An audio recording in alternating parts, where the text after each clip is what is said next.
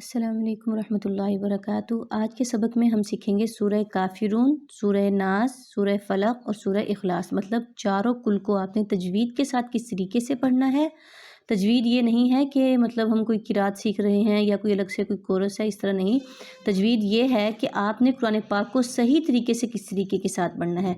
जो कुरान पाक का सही तरीका है पढ़ने का, आपने उसको गौर से सुनना है, सीखना है, आपने देखना है। अगर आप ये गलती करते हैं, हो सकता है कि मतलब बहुत से लोग सही भी पढ़ते हों, आपने बस देखना है। अगर आप इसी तरीके से पढ़ते हैं तो ठीक है, अगर आपकी कोई गलतियां हैं तो आप उनको सही कर लें। ठीक है, चलिए सबक को स्टार्ट करते हैं। बिस्मिल्लाहिर्रहमानिर्रहीम। कुल या अय्युहल काफिरून। कुल या अय्युहल काफिरून। देखिए कौफ को आपने मोटा करना है। आपने क्यों मोटा करना है? इस वाले कौफ को हमेशा मोटा किया जाएगा और इस वाले काफ को हमेशा बारीक पढ़ा जाएगा।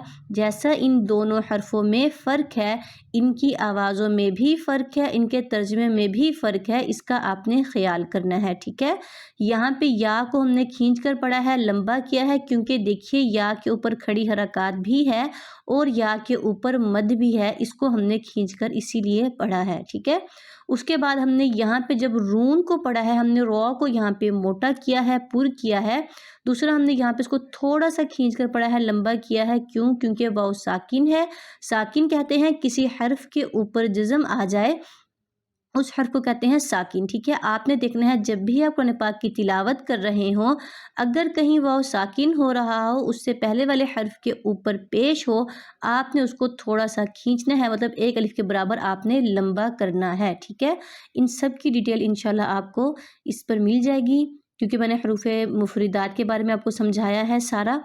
वह आप जब हरूफ मुफरिदात वाला लेसन देखेंगे उसमें आपको सारी डिटेल मिलेगी। आपने हरफों को पढ़ना किस तरीके से है। जो हरूफ मद्दा मद्दोलीन वाला लेसन है उसमें आपको मिल जाएगा कि आप जैसे मैंने आपको यहाँ पे वाव के बारे में बताया है, उसमें आपको यहाँ पे हरूफ मद्दा और मद्दोलीन के बारे में सारी डिटेल आपको उसी सबक में मिल जाएगी। ठीक है, इसी तरह मद वाले लेसन मैंने आपको मद के बारे में समझाया था।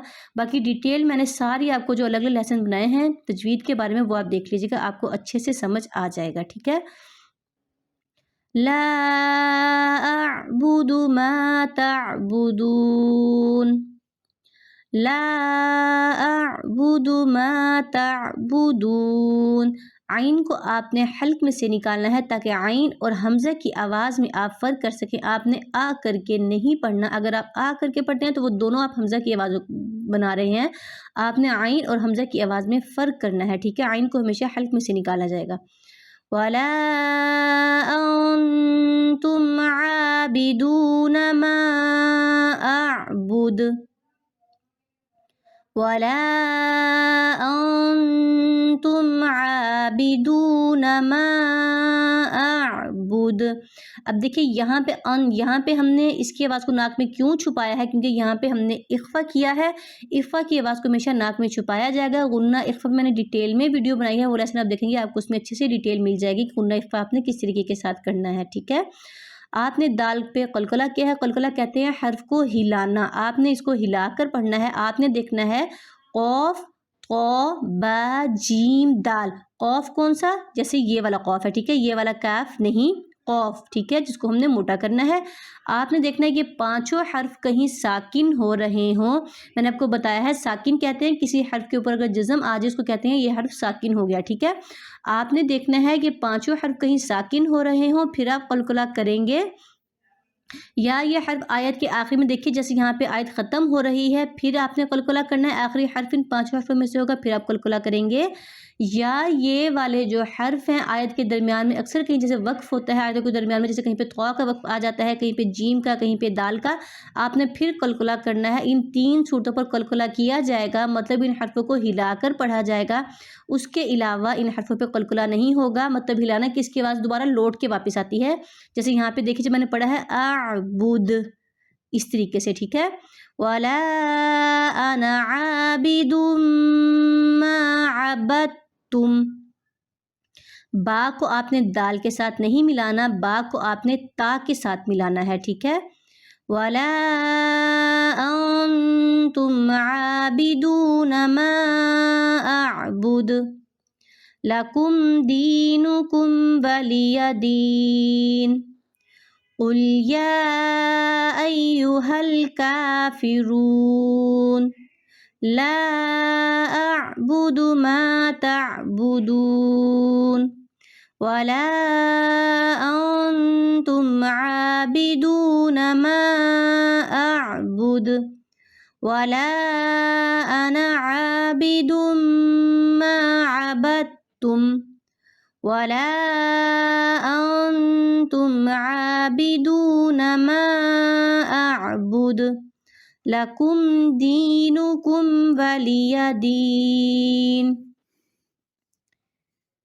بسم اللہ الرحمن الرحیم قل هو اللہ احد، ہا کو حلق میں سے نکالنا ہے، اللہ کے نام کو آپ نے موٹا کرنا ہے، ٹھیک ہے۔ اللہ الصمد، صاد کو آپ نے موٹا کرنا ہے تاکہ سین، ثا اور صاد کی آواز میں آپ فرق کر سکیں۔ لم یلد ولم یولد ولم یکن لہ کفوا احد قل هو اللہ احد اللہ الصمد لم یلد ولم یولد ولم یکن لہ کفوا احد بسم اللہ الرحمن الرحیم قل اعوذ برب الفلق قل اعوذ برب الفلق من شر ما خلق من شر ما خلق۔ را کو آپ نے باریک کرنا ہے یہاں پہ کیونکہ را کے نیچے زیر ہے، آپ نے دیکھنا ہے را کے اوپر کچھ ہوگا، آپ را کو موٹا کریں گے، اگر نیچے زیر ہوگی یا کھڑی حرکات ہوگی تو آپ نے را کو باریک پڑھنا ہے، ٹھیک ہے۔ وَمِن